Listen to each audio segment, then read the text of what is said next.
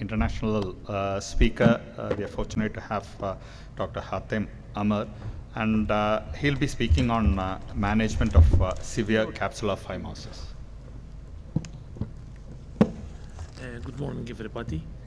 Thank you for all India Society and Asia Pacific Society for the kind invitation. Thank you, Dr. Siri, for inviting me for this, or having my lecture after this nice course. Thank you for everyone who come early in the morning at this very early time. Management of severe capsular phimosis, no financial interest. It looks the problems with cataract surgery doesn't finish with the end of the surgery. We see here a patch of marvelous surgery, subluxation, hard cataract, problems with IOL. All are solved simply, corrected well with excellent surgeons, but it looks the problems will not end. Sometimes the problems start after 10 years, 15 years, or 20 years. It looks the patient catch your neck until either he will die or the surgeon will die. One of both will die.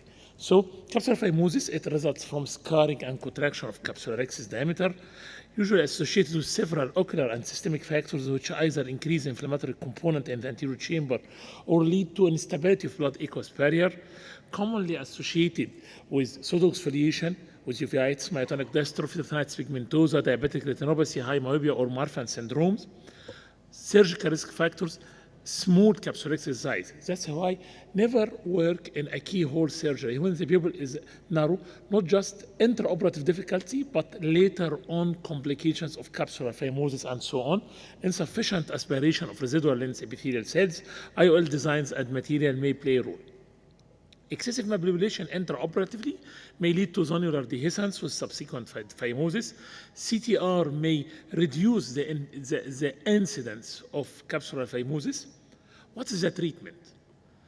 There is a problem. What's the treatment? Treatment depends on the degree and progression of the contraction. Mild to moderate cases, usually radial incisions are sufficient done by YAG laser capsulotomy. Anterior YAG laser capsulotomy, it is the simplest mode to do it, aimed radially at the level of the anterior capsule to disrupt the centripetal force. So it reduces the contraction which occurs centrally.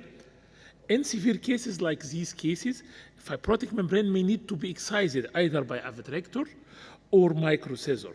Depending on the stability of the IOL and the integrity of the remnant capsular bag, the surgeon would have to take a call of haptic reposition versus IOL explantation and alternative options.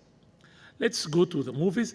A case like this, after 15 years of the first surgery, which is done by me, as you see, although rexis is large, not small, but severe phimosis with very dense after cataract occur, almost always you find a plane.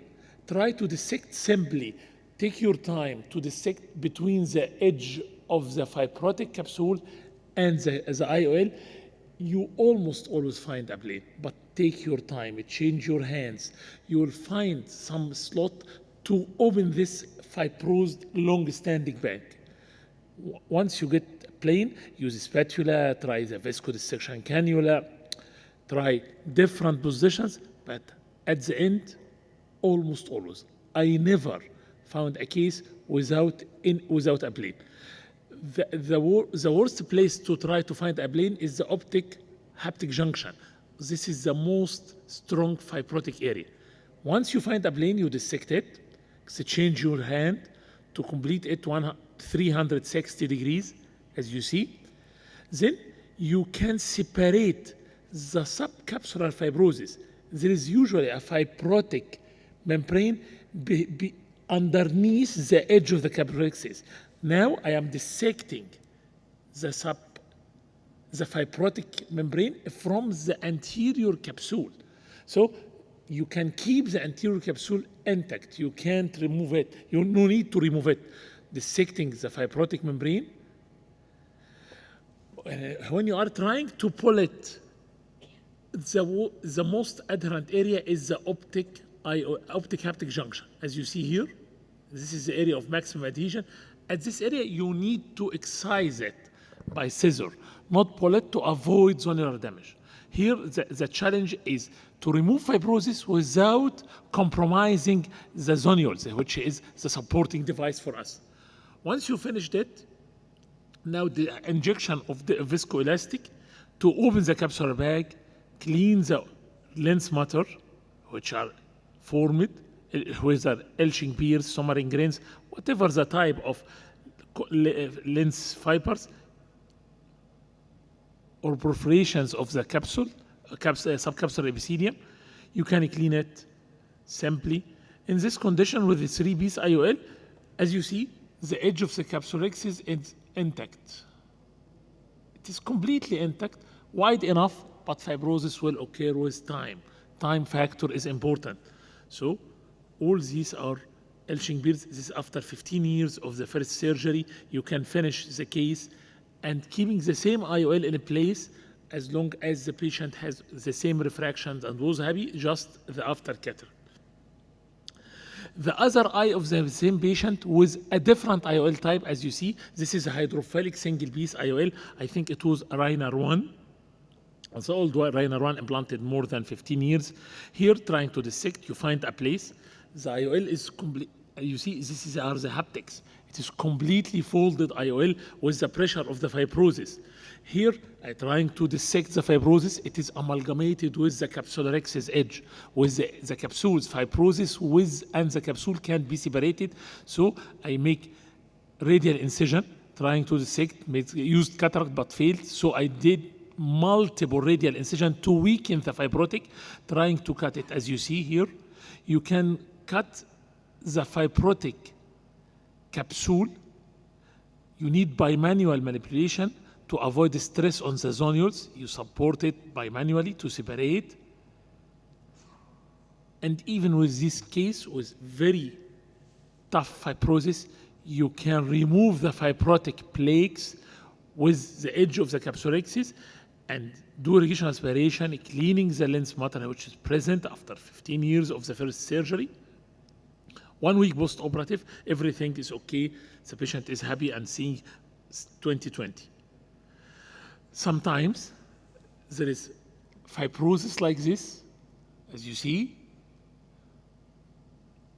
You are trying to find the plane, injection OVD. Here the IOL power was miscalculated. The patient unhappy with the refraction. So try to dial the IOL in the direction. I will exchange this IOL, hydrophilic IOL, operated by one other surgeon, not me. It is completely kinked. Now I try to dilate. You must release it.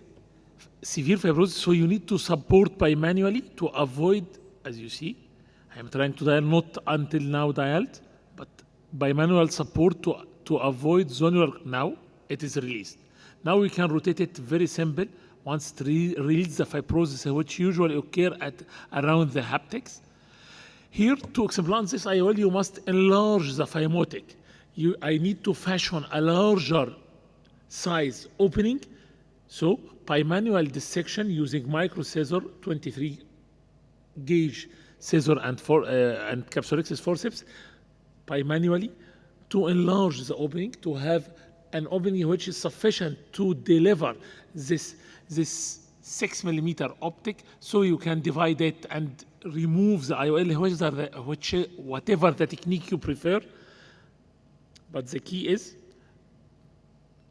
slowly, gently enlarge the opening.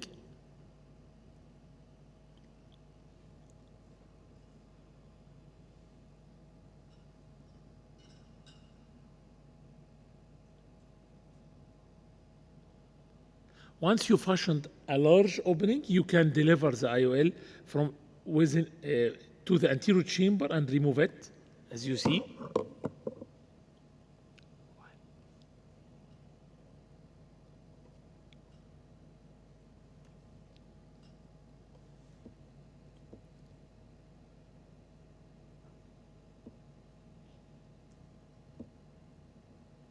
After removing the IOL, cutting it into 2 pieces. I usually prefer 3 pieces.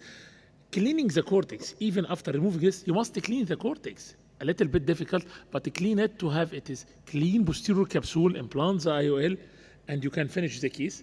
Sometimes the problem is after sometimes of surgery, you find there is a zenular dehiscence, as you see here. IOL is inserted, flipped upside down, and there is phimosis, wrong power calculation, and zonular diastasis. All occur in this condition after a time, operated by one of my colleagues, and send it after 1 year to solve the problem with a refractive surprise of -10, not 1 or 2. So here, you must be very cautious to avoid removing the whole back complex, IOL back complex. Dissection, rotation, here the IOL inverted, so you rotate anti-clockwise. Then fashion multiple incisions to enlarge the opening of the phimotic opening of the capsulorhexis by manual. You must learn to do it by manually to support the zonules, opening another part, enlarging the opening, removing the IOL. This is a long time with inflammation with inverted IOL, so there is some bleeding, no problem. But after removing the IOL, delivering it,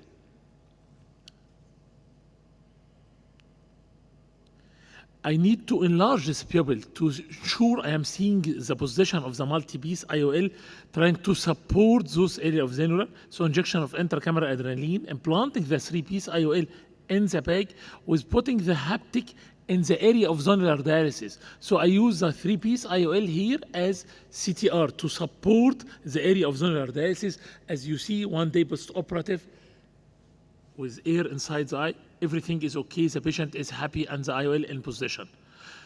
Femtosecond laser-assisted intraocular exchange may help in removing these cases of phimosis by doing femto for the phimotic part. It may help us if you have this fancy and you are a rich surgeon and have it. So, take-home message, it is better to prevent than to treat. Early YAG much easier than late surgical interference, different plans for every case. I invite all of you to attend the Egyptian Ophthalmological Society meeting will be in next May from 7 to 9 in Intercontinental City Stars, Cairo, Egypt. All of you are welcome, and thank you. Thank you, Dr. Hatem. Real wonderful surgeries. See, what do you really feel should be the ideal size of the rhexis to actually prevent it? So sometimes you tend to go quite small, or there are the other risk factors that you showed, but what do you feel is the primary cause for capsular phimosis? I think the primary cause for this phimosis is small sized capsulorhexis. I usually prefer to do rhexis about 5 millimeter. Sometimes you can't finish the case like this. Even if it is a narrow rhexis, it's better to enlarge it, especially in young age. Because these cases occur after 15 years. As you see, the rhexis is already large. But fibrosis occurs with time in young age patient. Those patients who is at 25 years old and you make surgery, sure, at 45, at 50 years old age, they get phimosis, get reaction in the same manner. So large size rhexis is the key step to prevent or reduce the incidence. You can't prevent 100%. Putting CTR, if you are dealing with high myope or those patients with, you already did a small rhexis for long anterior zonules for something like this, was central inserted zonules, put CTR to reduce the incidence of phimosis and reduce the stress on the zonules. This is the other problem. Phimosis means stress on the zonules, made high incidence of complex back dislocation of the IOL back complex. Those cases with pseudoexfoliation, you must enlarge the rhexis. Pseudoexfoliation is a problem. Pupil is mid-dilated, so you need narrow rhexis, zonules are weak, implant CTR. After doing the rhexis and finishing the case, enlarge the rhexis and put CTR.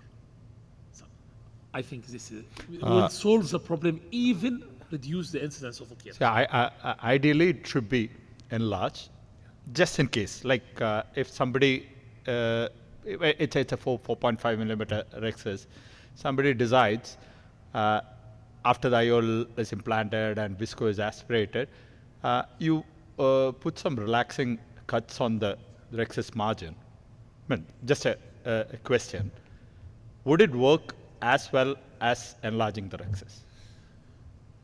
Sometimes I fear to do this intraoperative, especially with premium IOL, to avoid the centralization.